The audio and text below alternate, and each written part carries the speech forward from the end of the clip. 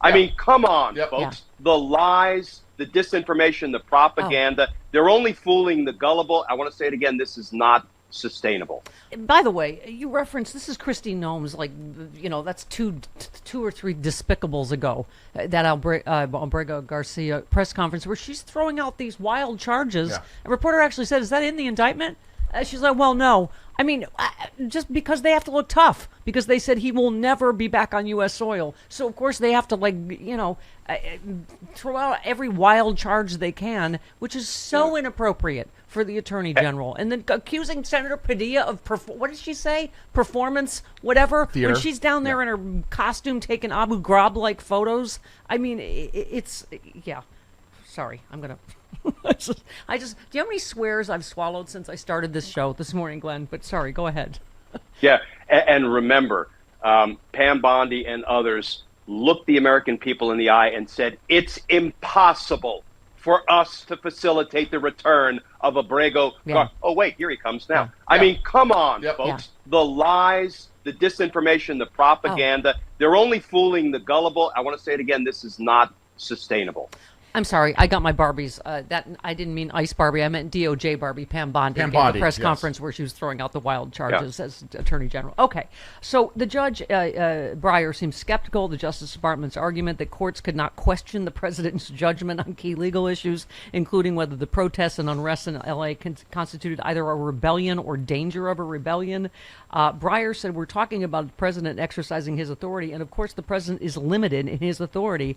That's the difference between the president and King George. Tell me Bingo. He didn't time that for the No Kings rally. Bingo. And you don't see federal judges talk like that all that often. And, there are only 4 things in the statute, and Donald Trump violated all 4. There's no invasion. There's no rebellion. The federal government can still execute the laws of our nation, and he didn't issue the orders through Gavin Newsom's office. All 4 aspects of the statute, Donald Trump violated. That's why I like our chances on appeal.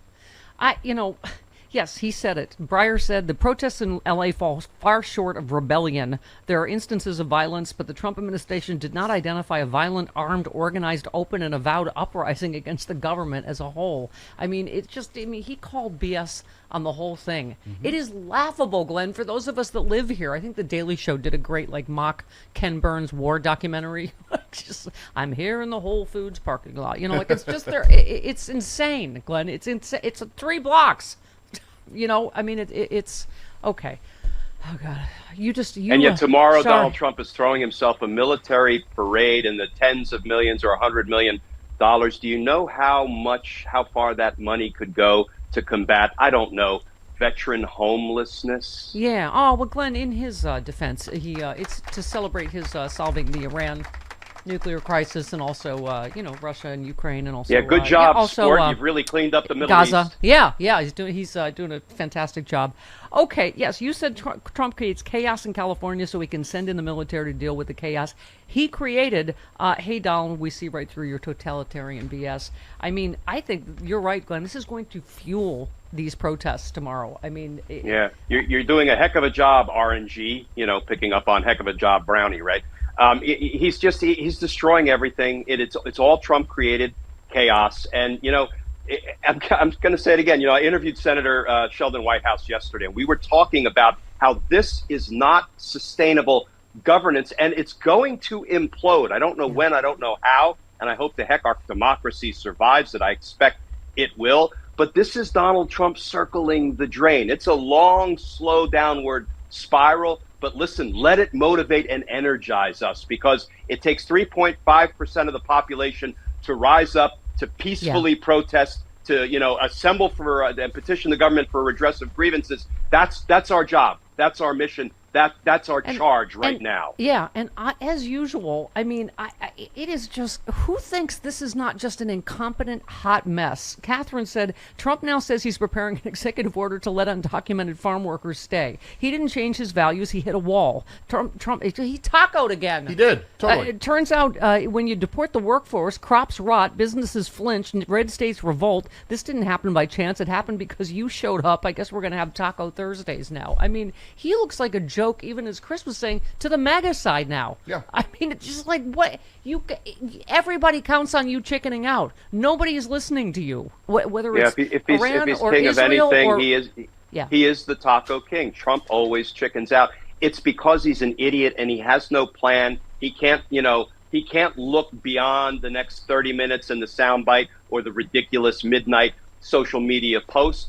And, this is his MO. He always chickens out because he doesn't know what the hell he's doing. Right. Yeah. Oh, I know. I mean, just this yesterday, I don't know if you heard this.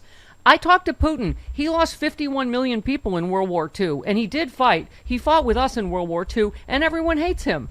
World War II ended in 1945. Putin was born in 1952. I mean, he's a moron. I mean, no wonder the world's not listening to him. He understands nothing about history, geography, you name it, right? And this is why when you surround yourself with idiots and sycophants and lapdogs and flunkies, all these Trump-adjacent clowns, you're not going to succeed at the end of the day, including succeeding in converting America from a democracy to a dictatorship. He will fail and he will fall. Glenn, just quickly before we go, because obviously, you don't want to fearmonger, because that's what they want. Mm-hmm. They want us all afraid to go to protests, afraid to, but what people obviously have seen this progression say, he wants to declare the Insurrection Act. He wants to declare martial law.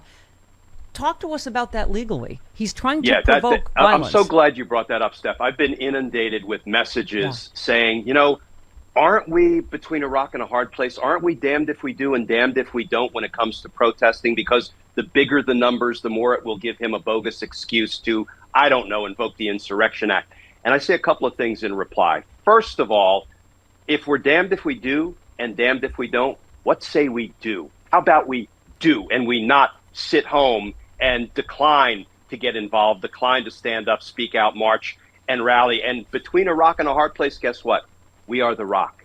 He's in the hard place. Yeah. He's losing every day in court and in the court of public opinion. So don't buy into, if we get out in those 3.5 numbers that we need, that somehow that's going to ultimately inure to our detriment. He may invoke the Insurrection Act and he will get shot down on that again because this is not sustainable.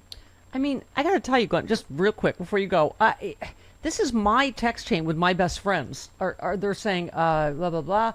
Where are we? I wouldn't be surprised if Trump did declare martial law to suspend all civil liberties and court orders. My other friend said, I think he will do that so we can stop the midterms. I'll be surprised if there's an election.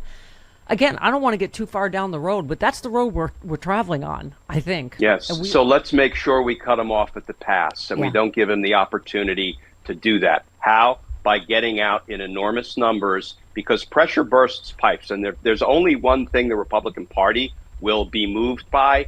It's if they see that their prospects of reelection are dwindling because Trump is alienating everybody, including what are traditionally, Trump supporters. That's why pressure bursts pipes, no King Day rally. Get out. Let's do it. Let's do it peacefully. Hey, are you traveling this summer? Will you leave instructions for your house sitter, the name and number of your vet, maybe the code to your alarm system? Think about the steps you take to prepare for vacation, and you'll get a sense of what goes into a knockbox. Just go to theknockbox.com. Use the code Stephanie. Knockbox is a complete system that helps you organize all of your accounts, possessions, and estate plans for your next of kin. Each knockbox, that's NOKBOX, comes with a comprehensive checklist that helps ensure you add everything they'll need to manage your estate when you are gone. From your funeral directives to your insurance policies, even the keys to your storage unit, the knockbox helps you organize it all. If you've got a household, you need a knockbox.